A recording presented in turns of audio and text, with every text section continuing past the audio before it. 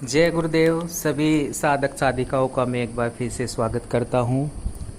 और आज मैं एक स्वयं के ही अनुभव पर थोड़ा सा वीडियो लेकर आया हूँ आप लोगों के लिए कि कभी कभी देखिए क्या चीज़ें जो है घटित हो जाती हैं और जिनका भान ही नहीं होता हमें स्वयं को भी। अब देखिए एक साधक थे। अब जैसे कुछ साधक यूट्यूब पर हैं, उनकी क्रियाएं तो हमको करनी पड़ती है कि उनके जो दोबारा दिया जाने वाला भोग हमें स्वयं ही दे करना पड़ता है, जा कर के जो भी समस्या से जुड़ी चीज़ें होती हैं उनके द्वारा जो करवाते हैं कोई क्रिया अगर।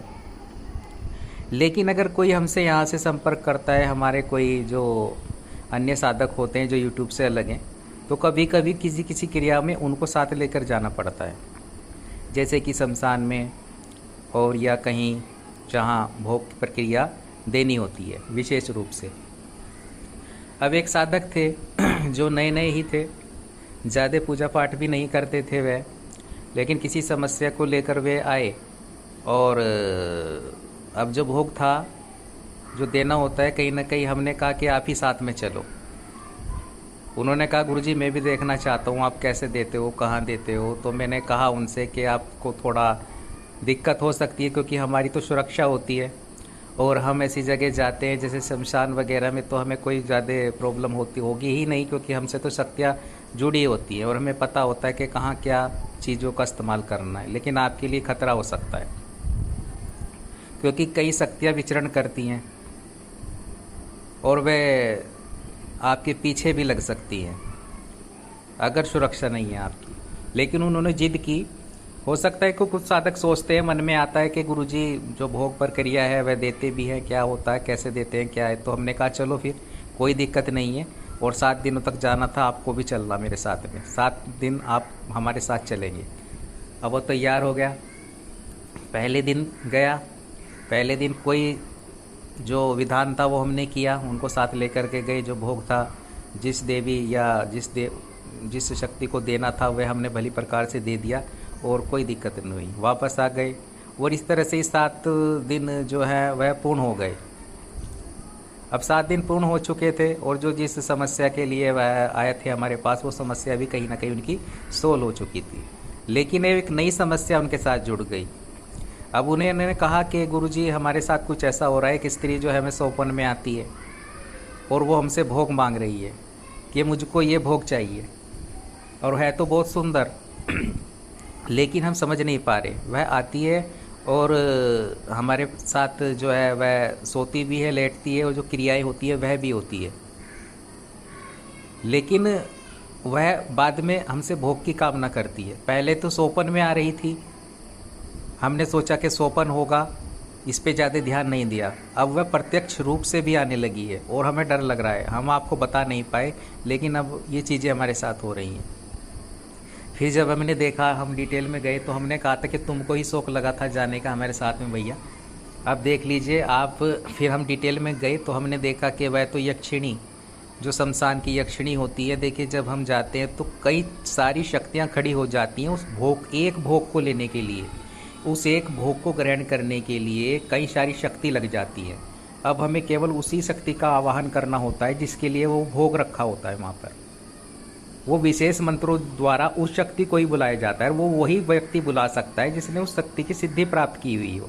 ऐसे तो कोई भी जाकर के शमशान में भोग रखे आए या कहीं भी रखे आए आपको ये नॉर्मल लगेगा, लेकिन ये नॉर्मल प्रक्रिया नहीं होती है। इसलिए विशेष रूप से सुरक्षा चक्र बनाते हुए और शक्तियों के मार्गदर्शन में क्रियाएं करनी पड़ती हैं, वरना बहुत मुश्किल हो जाता है। और फिर हमने जब देखा तो वह तो यक्षिणी थी। हमने उसे बताया कि भाई ये तो यक्षिणी है और ये आपसे भोग की कामना कर रही है, तो ये जो है पूर्ण रूप से आप इससे वचन ले सकते हो और इसे तो सिद्ध करने में बहुत मेहनत करनी पड़ती है, तो आप इससे वचन ले लो, वचन ले सकते हैं आप इससे। अब उसने कहा कि नहीं गुरुजी, मुझे डर लगता है जब ये आती है, और कभी कभी जो है सारी क्रियाएं होती है जो एक स्त्री पुरुष में होती है रात्रि में, और फिर ये सुबह के टाइम चली जाती है, और इससे जो मेरा शरीर है वह कमज़ोर होता जा रहा है और मैं प्रॉब्लम में पड़ता जा रहा हूँ और मुझे काम भी करना पड़ता है क्योंकि वह जो व्यक्ति था वह दिहाड़ी मजदूरी वाला था कि मुझे कार्य करना पड़ता है, तो मैं काम भी सही से दिन में नहीं कर पाता। ऐसा लगता है कि सारी ऊर्जा ये ग्रहण कर लेती है मेरी। आप इससे छुटकारा दिलवाइए। लेकिन वह उससे भोग की कामना कर रही थी, क्योंकि वह यक्षिणी को तो भोग चाहिए होता है।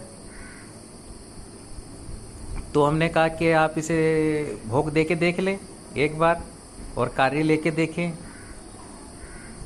कि कोई इसे भोग दें आप और इसे कार्य बोल दें। आप आजमा कर देखें, वचन बाद में ले लेना, तब हम देखेंगे कि ये कार्य करती भी है आपके, नहीं करती है। तो उन्होंने क्या किया, जो हमने भोग बताया वह भोग उन्होंने जो है उस स्थान पर रख दिया जा कर के। और अगले दिन वह फिर स्वयं आई रात्रि में, और उन्होंने कहा कि गुरुजी कोई नंबर, जैसे कि सट्टे वगैरह का नंबर लगाते हैं व्यक्ति, तो उन्होंने कहा मैं नंबर जो है, मैंने पूछा कि मुझको नंबर बताओ और मैं नंबर लगाना चाहता हूँ, जो सट्टे वगैरह का नंबर होता है। तो उन्होंने, यक्षिणी ने उनको नंबर बताए, और जो उन्होंने वे नंबर लगाए तो उस वही नंबर आए। हालांकि उन्हें विश्वास नहीं था। मैंने कहा कि अगर आप जो भी उनसे पूछोगे, जो भी काम वो सौंपोगे, वे करेगी, 100% करेगी। अब उन्होंने बताया गुरुजी मैंने नंबर उन्होंने बताए मुझे, सट्टे के नंबर बताए, 2-3 नंबर बताए, लेकिन वे मैंने नंबर 10-10 रुपये के लगाए। मैंने बहुत ही कम उन्होंने उनको खेला लगा करके पैसे, और मुझे विश्वास नहीं था कि वही नंबर होंगे, लेकिन वही नंबर आए। और हालांकि उन्होंने 10-10 रुपये के नंबर लगाए। तो मैंने कहा तुमने यही काम लिया यक्षिणी से? उन्होंने कहा हाँ। तो फिर मैंने कहा कि अब आप कार्य लेना चाहते हो आगे या नहीं लेना चाहते हो? तो उन्होंने कहा कि गुरुजी मैं कार्य लेना तो चाहता हूँ, लेकिन मैं संभाल नहीं पाऊँगा शक्ति को, क्योंकि ये क्रियाएं होती हैं जो वो नहीं मैं झेल पाऊँगा, जो रात्रि में क्रियाएं होती हैं, और ना ही मैं भोग इनका पूर्ण कर पाऊँगा, क्योंकि इनकी रोज़ भोग की कामना होती है। ये भोग मांगती हैं, जब भी आती हैं उसके बाद इनकी भोग मांगती है कि आप मुझको भोग देना, और स्वयं मांगती है कि मुझे ये चाहिए। तो मैं कहाँ से? तो मैंने कहा भैया इन्हें भोग दो, लेकिन ये आपके कार्य भी तो करेंगी। लेकिन कहने लगे कि गुरुजी मुझे डर लगता है, आप इससे छुटकारा दिलवाइए। तब हमें उस जो है उसी यक्षिणी का विसर्जन जो है वह करना पड़ा, और वह विसर्जन क्रिया करनी पड़ी, तब जाके उनको यक्षिणी से छुटकारा मिला। तो कहने का मतलब यह है कि कभी कभी शक्तियाँ हमारे साथ अटैच हो जाती हैं, जुड़ जाती हैं, क्योंकि ऐसी जगह विचरण करती है। तो जब ये हम कहते हैं साधुओं के लिए भोग देना, अब जब हम उनके लिए कार्य करते तो बहुत ही ज़्यादा रिस्की कार्य होता है, बहुत ज़्यादा रिस्की कार्य होता है।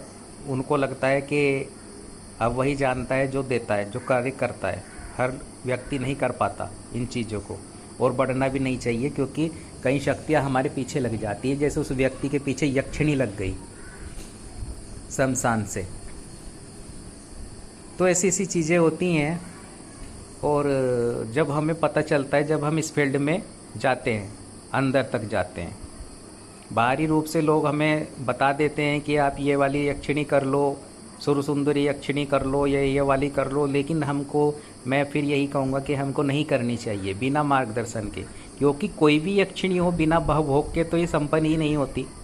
अब आपने सिद्ध भी कर ली, केवल आप क्या सोचते हो कि मंत्र और केवल आप विधि विधान से अप्सरा को सिद्ध कर लोगे? ऐसा तो संभव ही नहीं है। यक्षिणी को सिद्ध कर लोगे, ऐसा तो बहुत ही मुश्किल होगा। अब सिद्ध भी कर लोगे, प्रत्यक्ष भी हो जाएंगी, लेकिन ये आपसे कामनाएं करती हैं, ये भोग मांगती हैं, खास तौर से यक्षिणी।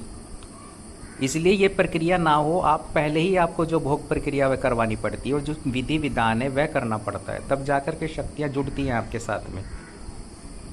वरना अनुभव के सिवा कुछ नहीं देंगी, और भविष्य में भी नहीं जुड़ेगी। तो इतनी जो है और क्रोधित हो गई, तब बहुत दिक्कत हो जाएगी आपके साथ में।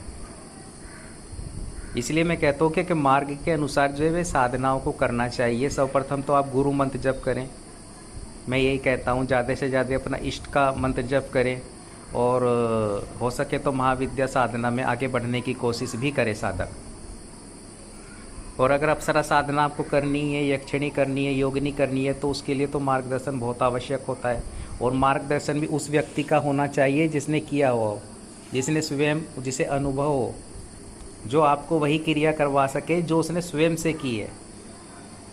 ये बहुत आवश्यक हो जाता है। वरना मैंने ये देखा कि दरबारों में भी चले जाते हैं व्यक्ति, और वहाँ से यक्षिणियाँ ले लेते हैं, साधनाएं करते हैं, लेकिन बाद में वह उनके फ़ोन भी रिसीव नहीं करते, फ़ोन स्विच ऑफ आते हैं। तो ये चीज़ें होती हैं। खुद से करने की कोशिश एक तो ना करें, ये बहुत ख़तरनाक हो सकता है साधक के लिए, चाहे कोई भी हो। हम हैं और हमने भी खुद से नहीं किया है, हमने भी मार्गदर्शन में ही साधनाएं संपन्न की है। हमने ऐसे नहीं किया कि हम स्वयं से कहीं से विधि ले लिए हमने, बस हम बैठ गए करने के लिए, हमको लगा कि हम सब कुछ कर लेंगे। ऐसा नहीं होता है। मार्गदर्शन गुरु का होना बहुत ज़रूरी होता है, चाहे वह कोई भी है आपकी लाइफ में। ये हमेशा बात को ध्यान रखना। और ये जो मैं इसीलिए कहता हूँ यक्षिणियों के विषय में, इसलिए मैंने बताया है कि आपको तो कामना होती है यक्षिणी से, हो सकता है आप शारीरिक सुख प्राप्त करना चाहते हो, लेकिन यक्षिणी तो स्वयं यही चाहती है आपसे। वह तो आपके साथ में जो है बिस्तर पर लेटना चाहती है, जो और सारी क्रियाएं करना चाहती है, बस हर चीज़ आपके साथ में करेगी, ऊर्जाएं आपकी ग्रहण करेगी। एक यक्षिणी इतना करेगी कि आप परेशान हो जाओगे, उससे छुटकारा मांगोगे। आप उससे कुछ प्राप्त करना चाहोगे, जैसे उसने सट्टे का नंबर तो बता दिया उसको यक्षिणी ने, लेकिन बदले में उसने जो है भोग की कामना की, वह भोग भी आपको देना पड़ेगा, और जो मांगेगी वह देना पड़ेगा। ऐसा नहीं है कि आपने उससे कार्य ले लिया और आप बैठ गए। तो मैं कहता हूँ शक्तियों, चाहे वह उसमें अप्सरा भी हो। अब मैं आपको एक बात बता रहा हूँ कि जैसे, अरे यक्षिणी को तो चलो हम छोड़ते हैं, पहले हम आ जाते हैं अप्सरा पर। अब थोड़ा सा आपको अप्सरा के विषय में भी मैं बताता हूँ साधकों को कि देखिए अप्सरा में क्या होता है। वहाँ की सौम्य साधना है अप्सरा, और आपको ला करके देती है, अगर प्रत्यक्ष हो जाए द्रव्य ला करके देगी, आभूषण भी ला के दे सकती है अप्सरा आपको, अपने साधक को। और जो है जो भी चीज़ें ज़रूरत की होती है वो देती है, लेकिन बदले में ये वह भी देखती है कि साधक मुझे क्या दे रहा है। ऐसा नहीं है कि आप, कुछ साधक होते हैं बस ले लो, अप्सरा ये दे रही है हमको उपहार, तो हमने तो ले लिया, हमने ये इत्र महंगे महंगे ले लिए, उससे द्रव्य ले लिए, गहने ले लिए, वस्त्र ले लिए, क्योंकि वो लाकर देती है। जब भी आएगी आपसे मिलेगी, कुछ ना कुछ लेकर आएगी आपके लिए उपहार। तो ऐसा होता है, लेकिन बदले में तो साधक का भी हक बनता है कि वो भी स्वयं दे, वो भी उसको दे, क्योंकि उसके मन में भी होता है कि साधक मुझे क्या दे रहा है। आपको भोग दे सकते हैं, आप उसको मिष्ठान दे सकते हैं, या कुछ ला करके दे सकते हैं। वह आपको इत्र दे रही है, आप भी कभी यह बनता है कि आप भी इत्र ले आएँ, या कोई ऐसी अच्छी चीज़ ले आएँ जो अप्सरा के अनुकूल हो, तो उसका मन भी प्रसन्न होगा। तो ऐसी ऐसी चीज़ें होती हैं, ऐसी क्रियाएं होती हैं। शक्तियों के साथ भी रिश्ता बनाना पड़ता है। सामान्य व्यक्तियों की तरह ही हमको शक्तियाँ कोई अलग नहीं है कि हमने सोच लिया कि शक्तियाँ को तो अलग से सोच विचार, हमको उनको भी सम्मान देना पड़ता है शक्तियों को, तभी वे हमारा से अटैच रह पाती हैं। तो वैसा ही है, कामनाएं रखती हैं शक्तियाँ भी कि ये साधक हमको क्या दे रहा है, हमसे तो कामना कर रहा है, लेकिन बदले में हमको क्या दे रहा है। तो एक दूसरे की पूर्ति होती है। शक्तियाँ आपकी करती हैं, आपको शक्तियों की करनी पड़ेगी, चाहे वो भोग के द्वारा हो, उनको भोग देना यक्षिणी योगिनी को, और चाहे आपको कुछ भी क्रियाएं करनी, तो ये चलती है और ये विशेष होती है। और इन चीज़ों पे साधक ध्यान नहीं देता, उसको को केवल ये लगता है कि मंत्र ले लिया, यंत्र ले लिया और माला ले ली हाथ में, बस घुमाने लगे, इससे ही सब कुछ हो जाएगा। इससे तो सब कुछ हो जाता तो हज़ारों लोग कर रहे हैं मंत्र माला, इससे हो जाता तो सब सिद्ध पुरुष बन जाते हैं यहाँ पर। क्योंकि सही गाइडलाइन देने वाला, सही मार्गदर्शन करने वाला ना तो मैं कोई यूट्यूब पर देख पा रहा हूँ, और इसलिए मेरा उद्देश्य तो यही था कि मैं आपको एक साधना नहीं है कि मैं साधना विधि ही आपको दूँ। मेरा उद्देश्य तो ये था कि आपको मैं मार्ग दे सकूँ, बता सकूँ कि साधना सिद्ध होने के बाद में क्या क्या चीज़ें आती हैं। जब प्रत्यक्ष होती है शक्ति, कैसे बात करती है, क्या होता है, क्या करना चाहिए, ये छोटी छोटी जानकारी जब तक आपको पता नहीं होगी तब तक आप कैसे कर सकेंगे। केवल रटी रटाई बातें बताई जाती हैं, यूट्यूब चैनलों पर भी देखता हूँ आपका सामने हर व्यक्ति यही बताता है कि अप्सरा आती है, पायल की झनकार आती है, ये आती है, सुगंध आती है, और ये आती है, इतने दिन की साधना कर लो, पूर्ण विधि बताएगा आपको, लेकिन मेन नहीं बताएगा कि मेन चीज़ क्या होती है। अब जो जैसी शक्ति है उसके बारे में वैसा ही बताना चाहिए। ऐसा नहीं है कि मैं आपको किसी शक्ति को मैं ये सोचूं कि आप इसे कर लेंगे वरना डरेंगे, तो मैं उसके बारे में आपको सब कुछ अच्छा बताऊंगा कि ऐसे कर लो, ऐसे कर लो, इतनी सौम्य साधना है। मैं उसके साइड इफ़ेक्ट भी आपको सबसे पहले बताऊंगा, और बताने चाहिए। साइड इफ़ेक्ट के साथ साथ हमें उसके सुरक्षा में क्या क्या चीज़ें अपनानी पड़ेंगी, ये भी बहुत महत्वपूर्ण होता है साधक को, क्योंकि वह गृहस्थ में लेके साधना कर रहा है। गृहस्थ जीवन में रहते हुए साधना करना इतना आसान नहीं होता है, उसमें सुरक्षा की आवश्यकता पड़ती है, वरना लेने के देने पड़ सकते हैं। इसीलिए मैं साधकों को हमेशा सचेत करता हूँ कि ऐसी ऐसी साधनाएँ दी जा रही हैं आजकल यूट्यूब पर, और कई साधक फंस जाते हैं। फंसना नहीं है, अगर करना ही है आपको तो मार्गदर्शन बहुत आवश्यक है, सही मार्गदर्शन। जहाँ आपका दिल कहे, जहाँ आपको लगे कि हाँ यहाँ से सही मार्गदर्शन मिल रहा है, वहाँ से आप साधना करें। तो इसीलिए मैं जानकारी देता रहता हूँ, और जो क्रियाएं होती हैं और उनसे थोड़ा सतर्क रहना चाहिए साधक को। अकेले नहीं जाना चाहिए भोग देने के लिए किसी चौराहे पर कहीं, कि आप निकल गए। यूट्यूब पर देखते हैं, मैंने देखा है कि आप यहाँ भोग रख आओ, जा कर के वृक्ष के नीचे इतने दिन तक रखो, चौराहे पे रखो, तो वो बहुत ही खतरनाक हो सकता है, क्योंकि आप भोग रख तो आते हैं उस देवी देवता के नाम का, लेकिन आपको ये पता ही नहीं है कैसे मंत्र जप करना है, कैसे उसे बुलाना है, वरना वो तो भोग आपका कोई भी ग्रहण कर लेगा और आपके पीछे पीछे आपके घर तक प्रवेश कर जाएगा। कोई भी नेगेटिविटी शक्ति, और रुकना उससे मुश्किल हो जाएगा। उससे आपके कुल देवी कुल देवता जो होते हैं सबसे ज़्यादा क्रोधित हो जाएंगे कि आप ये क्या कर रहे हैं। उठा पटक घर में शुरू हो जाती है, धन का अभाव हो जाता है, बीमारियां, कलेश, ये सब कुछ घर में बढ़ जाता है आकर के, जब आप कोई ये भोग वाली प्रक्रिया करते हैं और स्वयं जाते हैं। आपको स्वयं नहीं जाना है, अगर आप सक्षम नहीं है तो आप किसी से करवाएं ये प्रक्रिया जो जानता हो। इसीलिए की जाती है क्योंकि उस व्यक्ति की सुरक्षा है, उसके साथ शक्तियाँ अटैच हैं, वह आपके कार्य भली प्रकार से कर सकते हैं, चाहे आपके गुरु हों चाहे आपके मार्गदर्शक हों। आपको नहीं करना है जब तक आप किसी शक्ति से अटैच नहीं होते, जुड़ते नहीं हैं किसी बड़ी शक्ति से, तब तक नहीं करना चाहिए। तो ये चीज़ें बहुत ही महत्वपूर्ण होती हैं, ये छोटी छोटी चीज़ें। अब जैसे उस साधक के साथ में उनको मना किया और वह फिर जाने की जिद करने लगे, तब यक्षिणी ने वो उनके साथ ही लगी, बिना किसी मंत्र के, बिना किसी विधान के। वह केवल वहाँ विचरण कर रही थी शमशान में, और वह सीधा उनके घर तक चली गई। हमारे घर तक नहीं आ पाई क्योंकि हमें तो सुरक्षा है, लेकिन उनके घर में सुरक्षा नहीं है। वह उससे अटैच हुई और उनके घर तक चली गई पीछे पीछे, और उनकी ऊर्जा ग्रहण करने लगी। एक यक्षिणी को क्या चाहिए होता है आपसे, किसी साधक से? शारीरिक सुख चाहिए होता है, ठीक है, क्योंकि उसकी भी कामनाएं होती हैं यक्षिणी की। शारीरिक सुख चाहिए होता है, भोग चाहिए होता है, ये दो चीज़ें यक्षिणी को चाहिए होती हैं साधक से, अगर वह साधक साधना करता है यक्षिणी की। इसलिए विशेष रूप से आप जान लें, इसीलिए बंधन जो वचन है वो लिए जाते हैं जब आप साधना करते हैं, और मार्गदर्शन यहाँ ज़रूरत पड़ती है मार्गदर्शन की, वरना आपको इतना परेशान हो जाएंगे कि आपको छुटकारा दिलवाना मुश्किल हो जाएगा, जितना कुछ प्राप्त करना चाहते हैं आप। और मेरी बात को वह साधक समझ रहे होंगे भली प्रकार से, नए साधकों को मैं कहना नहीं चाहता, उनको तो मैं कह नहीं पाऊँगा जो नए साधक हैं, जिन्होंने की नहीं है यक्षिणी या योगिनी, लेकिन जो कर चुके हैं, जो पीछे पड़े हैं यक्षिणी के, जो करे हैं, वे ज़रूर समझ रहे होंगे कि मेरी बातों में कितनी सत्यता है, ठीक है ना। ये बात वह ज़रूर समझ रहे होंगे। इसलिए मैं कहता हूँ कि सुरक्षा बहुत आवश्यक होती है साधनाओं में। ऐसे प्रवेश ना करें, आप नॉर्मली साधना कर सकते हैं, नॉर्मली मंत्र जप कर सकते हैं। यक्षिणी अप्सरा जो भी साधना करें, विशेष जो प्रक्रियाएँ होती हैं उनमें रहकर करें, जो भोग प्रक्रिया रहती है इनसे जुड़ी वो करवाएं, वरना आपका ही शोषण करना शुरू कर देती हैं शक्तियाँ। तो ये चीज़ जो है बहुत ही महत्वपूर्ण होती है, इसलिए मैं साधकों को कहता हूँ।